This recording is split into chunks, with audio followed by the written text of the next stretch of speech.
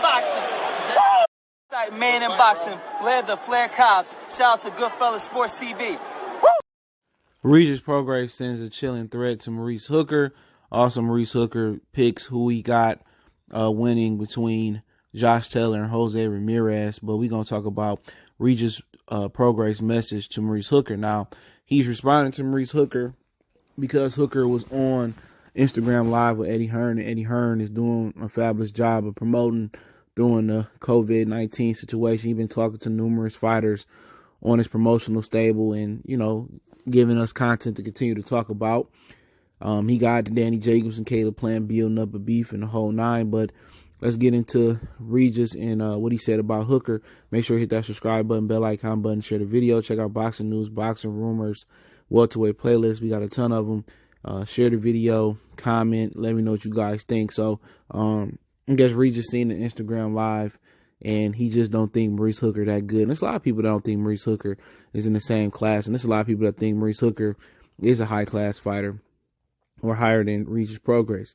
He said, Prograis on Instagram, I see Hooker running his mouth again, saying that I talk too much and he wants to shut me up. So I guess I'll address it for the last time. First, I think he means first off, you're not that good.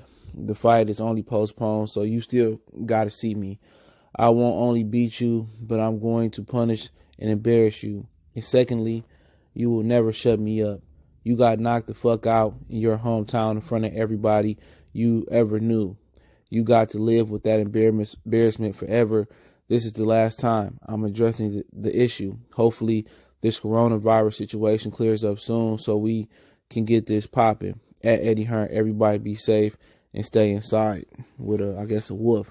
So, you know, I think a lot of people feel what he's saying, that Hooker is just not on his level or an elite high-class fighter at the 140-pound, 147-pound weight class. Hooker has like an 84-inch reach. He's a tall fighter. But I like Hooker. He seemed to be a good guy, bro. You know, he got a lot of kids. He take care of his kids. Let me say that first. This is boxing. You know, but we don't know what Bomac going to bring to the table. Bomac has got, even though it's short, but it's a good track record of, you know, helping fighters rebuild and retool and refine their skills. So if he can, you know, get Maurice Hooker better and he can beat Regis Prograis, then, you know, you got to give Bomac kind of put him in like a class right up under Robert Garcia as far as being able to refine and rejuvenate fighters. Everything they said Freddie Roach was doing, you know, you see Robert Garcia is all that and some. You got to give shout out to his father, Big G, as well, too. So I feel if Bomac is able to, you know, lead Hooker to a win over Regis, then he right there with Robert Garcia as far as rebuilding and retooling fighters. But, you know, what Hooker got to do is a lot of these dudes with this reach. I was watching Sebastian Fondora, the 6'7", 6'6", 6'5" junior middleweight fight on the Wilder and Fury 2 undercard.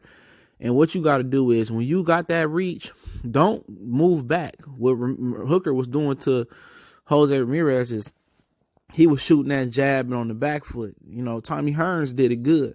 Shoot the jab and step to it. That make it harder for the fighter to build momentum. So Bomac can get, you know, Hooker to shoot the jab, snap it, and stay on the front foot, and kind of, you know, change it into a hook, or get the right hand in there, or, you know, at that tall, he can use the back jab as well too. And if Bomac can get him, if he get him using that, you know, his length with aggression, he got a good job. He got a good chance at giving Regis some problems. But I see this as an easy fight for Regis. I know it's bad blood there, but I just think Regis is a step or two or three above than Maurice Hooker. Hooker is a great athlete, but, you know, he got to do some things different. He got to utilize his height better. You know, I don't really have a favorite in the fight. I like Regis, man. Even before people knew who Regis was, he would interact with people. I like everything I seen from Hooker.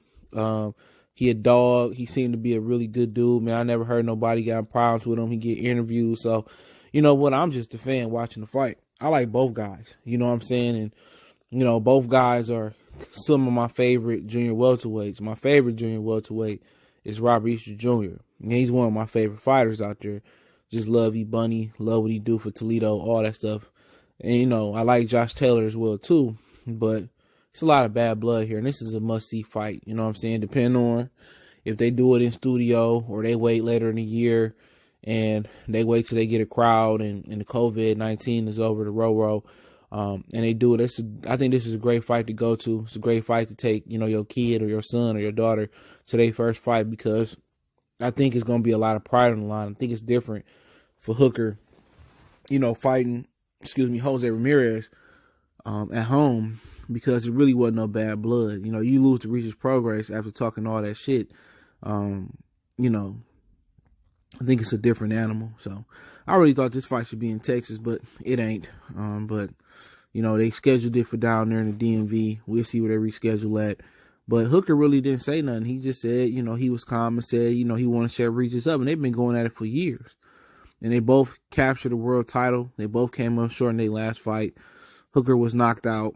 Regis, he was thoroughly beat by Josh Taylor. I don't even think that was remotely close. In his mind, it was close, but it wasn't. He got his ass whooped. So we'll see what happens. But they still two top-notch fighters. I think Regis is the better fighter. But Hooker did go on, and Eddie Hearn, I'll link all this in the description. Eddie Hearn asked him, you know, who he got winning between Jose Ramirez and Josh Taylor. Now, Josh Taylor was a guy that was supposed to sign with Matchroom and DAZN, but somehow, you know, Bob Arum, you know, got in between that, and he actually picked Josh Taylor. When you see two fighters, when you see a fighter bet or pick a fight, it seems like it's like a fraternity of fighters. They don't want to disrespect the other fighter. You know what I'm saying? And I respect that. So you really can't get clarity. You really can't get clarity on, you know, how they truly feel unless you get them off the record. But he said he thinks Josh Taylor a better fighter. Southpaw gonna give Ramirez problems. And, you know, you hear a lot of Mexican fans come on here and say, oh, you know, Jose is this and that. Jose can't fuck with Josh Taylor. Unless something significantly happened, injury, or Josh Taylor gets sick or get the COVID-19, it's just two levels to that. I mean, I still believe Regis Prograis beat Jose Ramirez, you know. And that's why Jose wasn't willing to fight him, you know, before or after the tournament, even when he lost. You know, I just think, you know, I agree with Hooker. Just think Josh Taylor a better fighter, better hand speed, better foot speed, you know, better athlete, just as tall, probably is just as strong as Ramirez. Just levels to it, man. It's just straight levels to it. He can switch hit.